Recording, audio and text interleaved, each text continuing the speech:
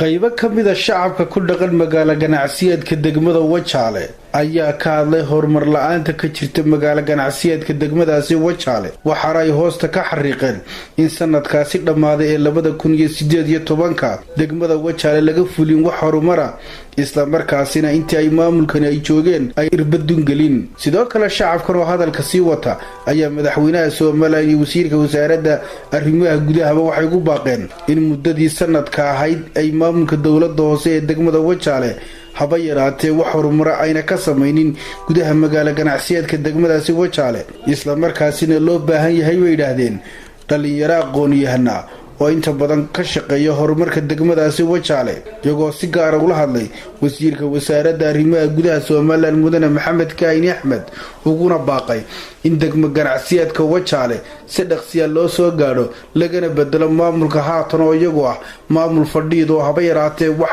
horumar aan ka sameeynin muddada ay xilka hayeen waa kuwan iyagoo arrimahaasi arrimo kale ka hadlaya magaalada Tog Wajaale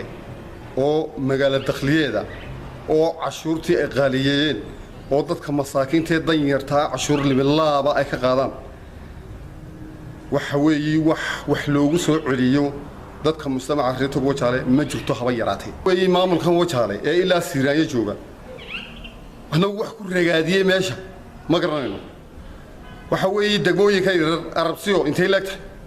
xabadiina cashuurta Arabsiyo highway-ga la dhigay ee madaxweyne uu ka jaray madaxweynuhu xariga waa digaagkii maanta Wajaale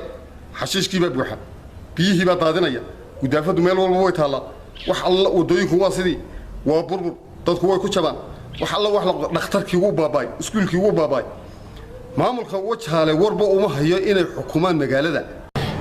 sanadka dhamaaday bulshada Tog Wajaale wax loo qabtay ma jirto maamulka Tog Wajaale waxba uma qabanin sanadka dhamaaday wax qabadkiisi waxba kama hayno marka wasiirka arrimaha gudaha waxaan ka codsanaynaa in maamul hagaagsan oo wax qabanaya la noo keeno oo la naga bedelo maamulka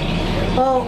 biyo gelin marha Wajaale oo maanta booyada lagu dhameeyo kontaryaal ba foostadii la siiyo aanad helayno ku bariyayso waliba marka waxaan ka codsanaynaa wasiirka arrimaha gudaha iyo madaxweynaha jamhuuriyadda Soomaaliland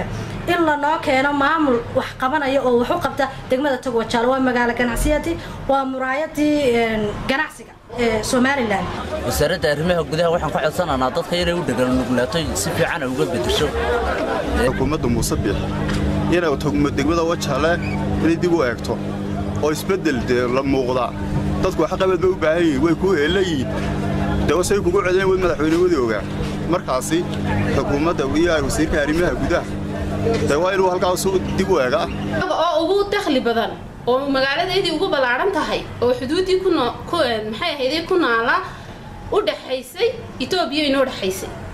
waxa dhacday in siigadii uu nagu kiciyo aan wada yaro ciida xitaa aan noo sameeynin Qadar Abdi Abdullahi telefishinka caalamiga Sub News TV magaalo ganacsiyeedka degmada Tog Wajaale